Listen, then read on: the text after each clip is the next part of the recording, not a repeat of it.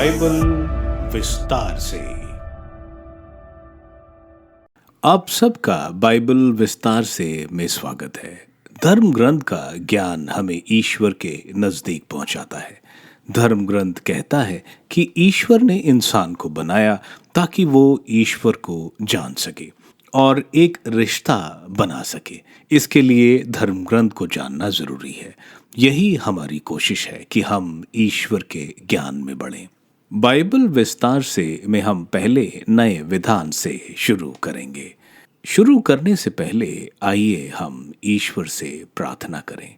हे ईश्वर, हम आपका वचन पढ़ने जा रहे हैं।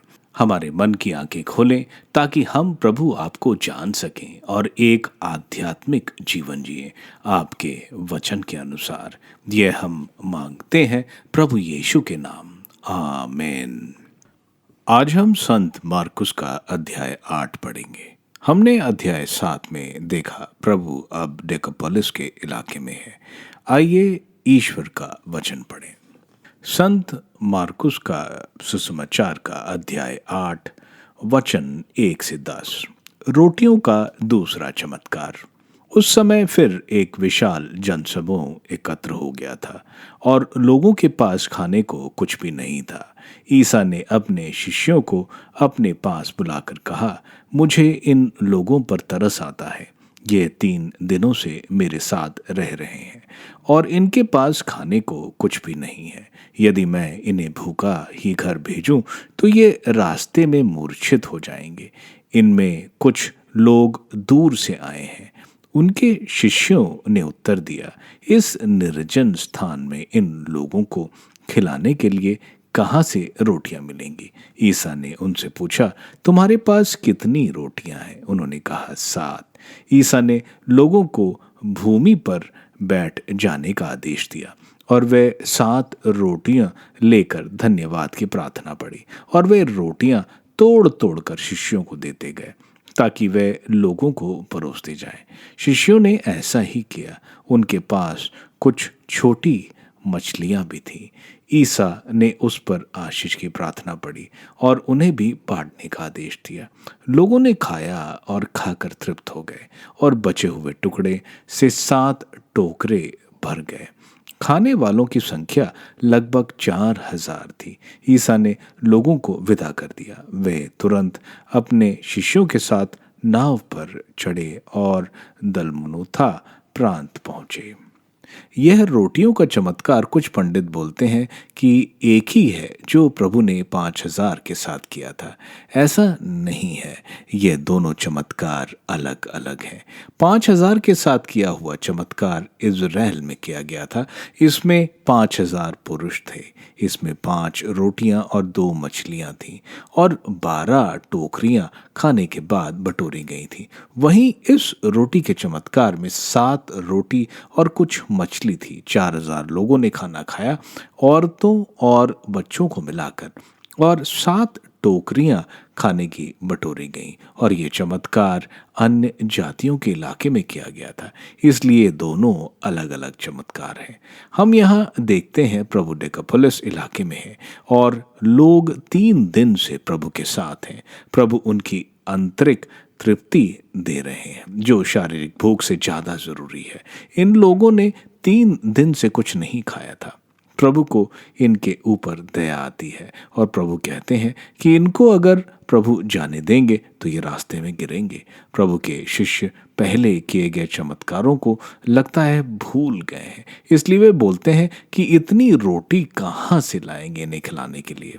प्रभु उन्हें शायद याद दिलाने के लिए पहले वाले चमत्कारों को प्रभु बोलते हैं कि कितनी रोटियां हैं उनके पास। इस पर शिष्य बोलते हैं 7, जो शायद इन 12 शिष्यों को खाने के लिए भी काफी नहीं होगा। प्रभु उन सबको बैठने को बोलते हैं। प्रभु रोटी लेते हैं और धन्यवाद की प्रार्थना करते हैं, जैसे अंतिम भोज में प्रभु ने किया था। यहाँ पर भी हम वही देखते हैं जो पहले रोटियों के चमत्कार में होता है। प्रभु के शिष्य प्रभु को जो उनके पास है वो देते हैं। प्रभु उसको आशीर्वाद देते हैं और शिष्यों को वापस देते हैं। इस तरह जो थोड़ा शिष्यों ने दिया वह अद्भुत तरीके से इतना ज्यादा बन जाता है कि वह सबको तृप्त कर देता है। प्रभु अपने हाथ से नहीं बल्कि शिष्यों को बांटने को देते हैं। लोग इतना खाते और तृप्त हो जाते हैं।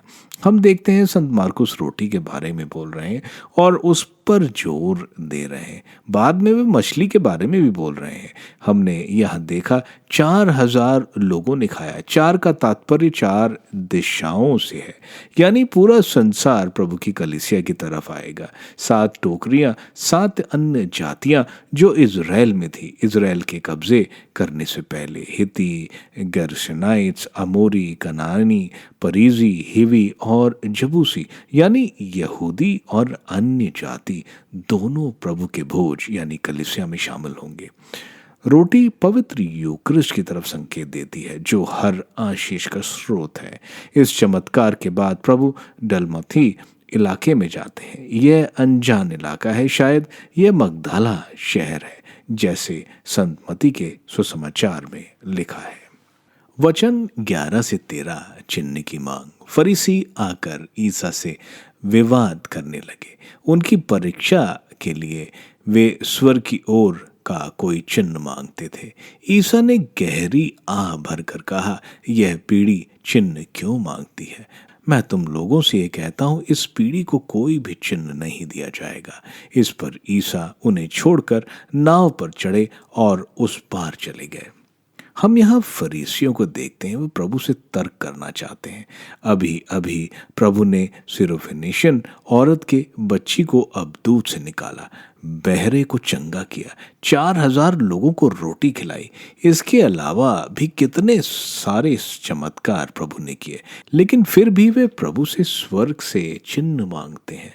यह मनोभाव इज़राइल का जब वे मरुभूमि में थे, मिस्र से निकलकर, जब ईश्वर इतने सारे चमत्कार करे थे, यह फिर भी ईश्वर पर भरोसा नहीं करते, जो हम विधि विवरण ग्रंथ के अध्याय 29 वचन 1 से 3 में देखते हैं। प्राचीन इज़राइल ने जिस तरह अविश्वास किया, उसी तरह ये फरीसी अविश्वास कर रहे हैं। वे अपने तरीके से आसमान से कोई चमत्कार देखना चाहते हैं, अपनी शर्तें ईश्वर पर रख रहे हैं। ये यहाँ प्रभु की परीक्षा ले रहे हैं, एक तरह से शैतान की तरह। प्रभु को यह देखकर बहुत दुख होता है। इतने कठोर हृदयों को देखकर, जैसे मिस्र से निकलकर प्रभु ने उन अविश्वासियों को कानान देश में प्रवेश ना होने देने का शाप दिया था, जो विधि विवरण ग्रंथ के अध्याय 1 वचन 35 में हम देखते हैं। फरीसी चाहते थे उनके ऊपर विश्वास थोपा जाए। वे खुद विश्वास नहीं करते थे, जो कभी उनको प्रभु के पास नहीं ला सकता है। इसलिए प्रभु बोलते हैं कि उन्हें कोई चिन्ह नहीं दिया जाएगा, क्योंकि कोई चिन्ह उन्हें तृप्त नहीं करेगा।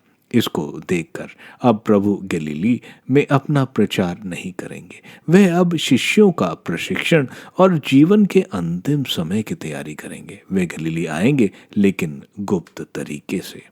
अब भी हम यह अविश्वास देखते हैं। ऐतिहासिक और अन्य तथ्य होने के बावजूद आज भी प्रभु पर लोग विश्वास नहीं करते। ईश्वर को हम अनुसंधानों में नहीं ढूंढ सकते। वचन 14 से 21 फरीसियों का खमीर। शिष्य रोटियां लेना भूल गए थे और नाव में उनके पास एक ही रोटी थी। उस समय ईसा ने उन्हें यह चेतावनी दी, सावधान रहो, फरीसियों के खमीर और हेरोद के खमीर से बचते रहो। इस पर वे आपस में कहने लगे, हमारे पास रोटियां नहीं है, इसलिए ये ऐसा कहते हैं। ईसा ने यह जानकर उनसे कहा, तुम लोग यह क्यों सोचते हो कि हमारे पास रोटियां नहीं है, इसलिए यह ऐसा कहते हो? क्या तुम अभी तक नहीं जान सके हो, नहीं समझ गए हो? क्या तुम्हारी बुद्धि मारी गई है? क्या आंखें रहते भी तुम देखते नहीं और कान रहते भी तुम सुनते नहीं? क्या तुम्हें याद नहीं, जब मैंने उन 5,000 लोगों के लिए 5 रोटियां तोड़ी तो तुमने टुकड़ों में कितने टोकरे भरे थे? शिष्यों ने उत्तर दिया, 12। और जब मैंने 4,000 लोगों के लिए 7 रोटियां तोड़ी तो तुमने कितने टुकड़े टोकरों में भरे? उन्होंने उत्तर दिया, 7। इस पर ईसा ने उनसे कहा, क्या तुम लोग अब भी नहीं समझ सके? अब नाव में हम देखते हैं एक ही रोटी है, क्योंकि शिष्य रोटी लेना भूल गए थे। लेकिन एक रोटी, जीवन की रोटी, प्रभु यीशु उनके साथ थे। प्रभु उनको कुछ सिखाना चाहते हैं। उनको बोलते हैं, फरीसी और हेरोदियों के खमीर से दूर रहो।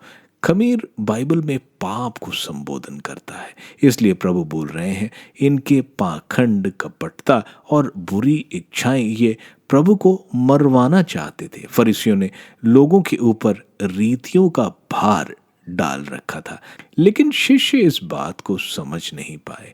प्रभु एक सवाल पूछते हैं वचन 17 में, क्या तुम्हारे हृदय भी कठोर हो गए हैं? आगे प्रभु शिष्यों को बोलते हैं, तुम्हारे पास आंखें हैं लेकिन देखते नहीं, कान है लेकिन सुनते नहीं, जो कि नबी यिर्मयाह ने अध्याय 5 वचन 21 में बोला है। इतने चमत्कार देखकर भी इज़राइल ईश्वर पर विश्वास नहीं करता। इसको ईश्वर ही ठीक कर सकते हैं। इन शिष्यों के साथ प्रभु के पीड़ा सहन, मृत्यु और पुनरुत्थान के बाद इनका विश्वास भी उजागर होगा। प्रभु आगे जो बची हुई रोटियां बटोरी गई थी उसके बारे में बोल रहे हैं। उसका तर्क ये है कि 12 यहूदी वंश और 7 अन्य जातियां, यानी पूरा संसार प्रभु की मेज पर स्वर्ग की रोटी खाएगा। वचन 22 से 26, बेतसैदा का अंधा। वे बेतसैदा पहुंचे। लोग एक अंधे को ईसा के पास ले आए। उनसे यह प्रार्थना की कि आप उस पर हाथ रख दीजिए। वे अंधे का हाथ पकड़कर उसे गांव से बाहर ले गए। वहां उन्होंने उसकी आंखों पर अपना थूक लगाकर उस पर हाथ रखकर उससे पूछा, क्या तुम्हें कुछ दिखाई दे रहा है?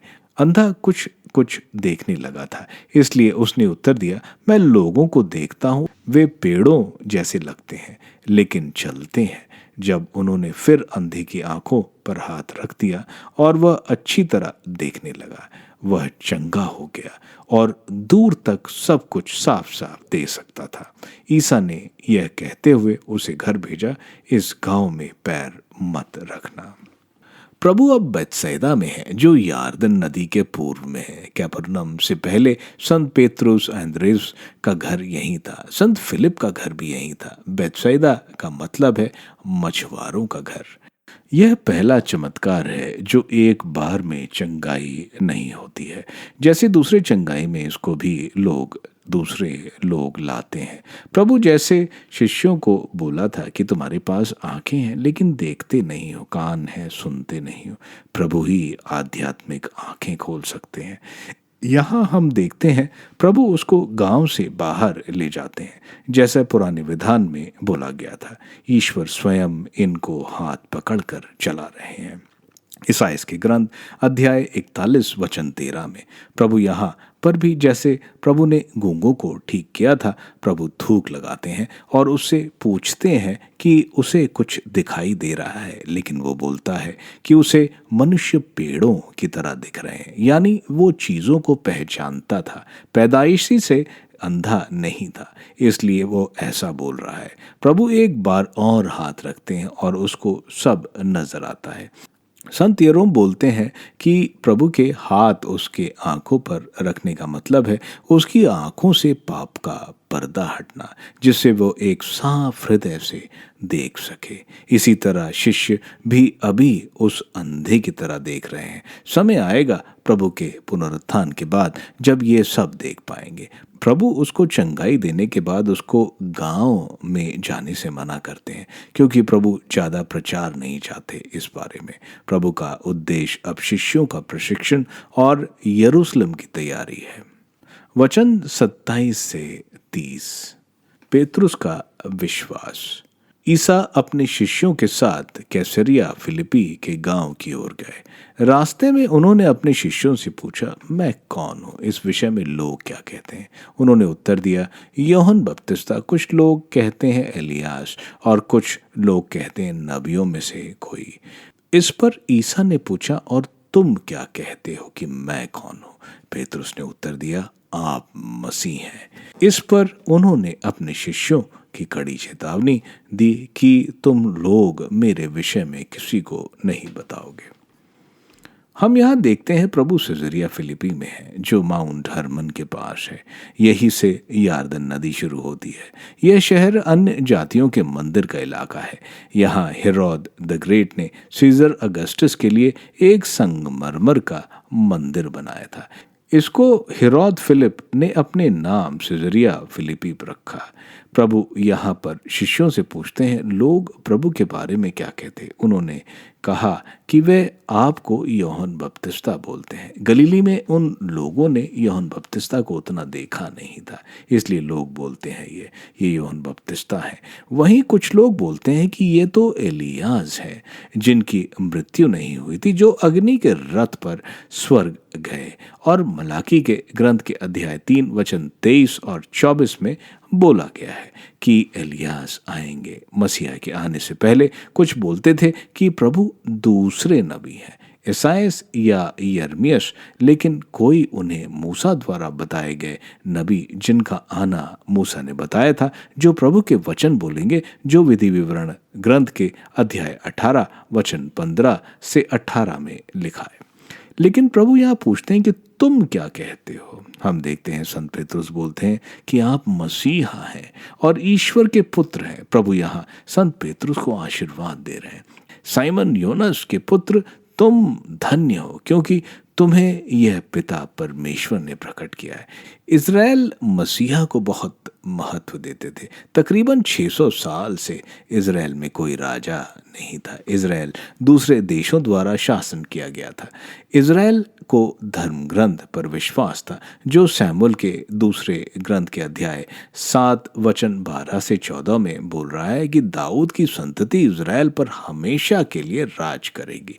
इज़राइल में उस वक्त कहानियां थी कि दाऊद का वंश जो योद्धा होगा वो रोम से छुटकारा दिलाएगा। कुछ दूसरे सोचते थे कि मसीहा आरोन पुरोहित के वंश का होगा, जो शांति और समृद्धि लाएगा। लेकिन किसी ने प्रभु जैसा एक विनम्र राबी, जो गलीली में सबको शिक्षा दे रहे हैं, सोचा कि वे ही मसीहा हैं। संत पेतरुस द्वारा यह घोषणा करना उनको प्रभु द्वारा आशीष दिलाता है। लेकिन हम प्रभु के बारे में क्या समझते हैं कि प्रभु का ये सवाल बहुत महत्व रखता है। हमारा प्रभु को स्वीकार करना कि वे ही मसीहा हैं, हमारी आशीर्वादों का स्रोत है। वचन 31 से 33। दुखभोग और पुनरुत्थान का प्रथम भविष्यवाणी। उस समय से ईसा अपने शिष्यों को स्पष्ट शब्दों में यह समझाने लगे कि मानव पुत्र को बहुत दुख उठाना होगा, नेताओं, महायाजकों और शास्त्रियों द्वारा ठुकराया जाना, मार डाला जाना और 3 दिन में बाद जी उठना होगा।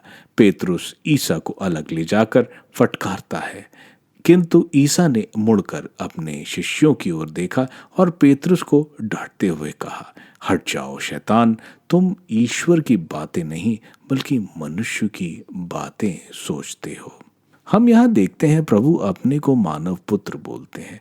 मानव पुत्र डैनियल के ग्रंथ के अध्याय 7 वचन 9 से 14 में बोला गया है, जिनको राजस्व, महिमा और जिनका राज्य हमेशा के लिए होगा। प्रभु यहाँ पहली बार अपने पीड़ा सहन, मृत्यु और पुनरुत्थान के बाद शिष्यों को बता रहे हैं। यहूदी मसीहा को राजा, चरवाहा आदि ही समझते थे, लेकिन उन्होंने कभी मसीहा को दुख भोगने की बात नहीं सुना था। इन्होंने कभी सोचा नहीं था। लेकिन ईसायास का ग्रंथ ईश्वर के सेवक के बारे में बोलता है, जिनका हृदय पूरी तरह ईश्वर की इच्छा पूर्ण करने में लगी हुई है। और प्रभु के पीड़ा सहन की भविष्यवाणी ईसायास के ग्रंथ में दी गई है। प्रभु का खुलकर दुख भोग के बारे में बताना उनके मन में जो पहले मसीहा की छवि थी, वह उससे अलग उनको मालूम चलती है। हम यहाँ देखते हैं संत पेतरुस प्रभु को फटकारते हैं। वे ईश्वर को फटकार रहे हैं, क्योंकि जब वे खतरे का समय देखते हैं और जो विरोध फरीसी कर रहे थे और इसका परिणाम शिष्यों पर क्या पड़ेगा, यह देखकर संत पेतरुस प्रभु को ऐसा ना होने की सलाह दे रहे हैं। लेकिन प्रभु उनको फटकारते हैं और शैतान बुलाते हैं। जैसा शैतान ने प्रभु को लक्ष्य से दूर रखने की कोशिश की, उसी तरह संत पेतरुस भी प्रभु को अपने लक्ष्य से दूर रखने की कोशिश कर रहे हैं। वचन 34 से 38। आत्मत्याग की आवश्यकता। ईसा ने अपने शिष्यों के अतिरिक्त अन्य लोगों को भी अपने पास बुलाकर कहा, जो मेरा अनुसरण करना चाहता है वह आत्मत्याग करे और अपना क्रूस उठाकर मेरे पीछे हो ले। क्योंकि जो अपना जीवन सुरक्षित रखना चाहता है वह उसे खो देगा, और जो मेरा तथा सुसमाचार के कारण अपना जीवन खो देता है वह उसे सुरक्षित रखेगा। मनुष्य को इससे क्या लाभ यदि वह सारा संसार तो प्राप्त कर ले लेकिन अपना जीवन ही गंवा दे। अपने जीवन के बदले मनुष्य दे ही क्या सकता है। जो इस अधर्मी और पापी पीढ़ी के सामने मुझे तथा मेरी शिक्षा को स्वीकार करने में लज्जा अनुभव करेगा, मानव पुत्र भी उसे स्वीकार करने में लज्जा अनुभव करेगा जब वह स्वर्ग दूतों के साथ अपने पिता की महिमा सहित आएगा। हम यहाँ भी प्रभु को खुल के शिष्यों को समझाते देखते हैं, बिना किसी दृष्टांत के।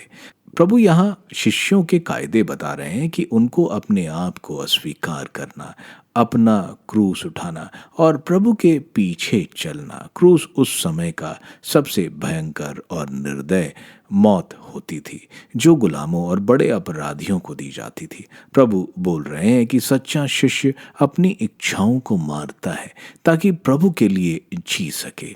इसके साथ जो भी कठिनाइयां इसमें सहने की जरूरत है उसे सहे और प्रभु की शिक्षाओं का पालन करे।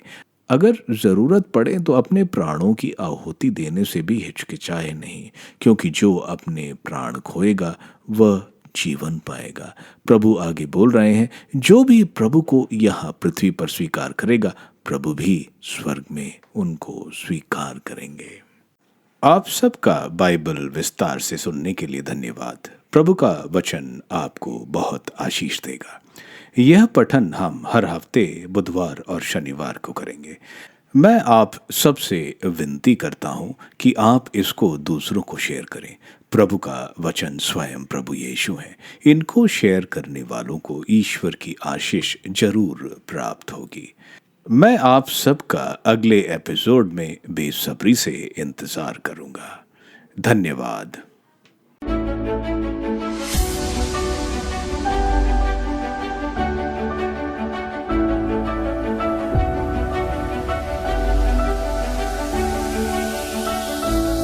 बाइबल विस्तार से।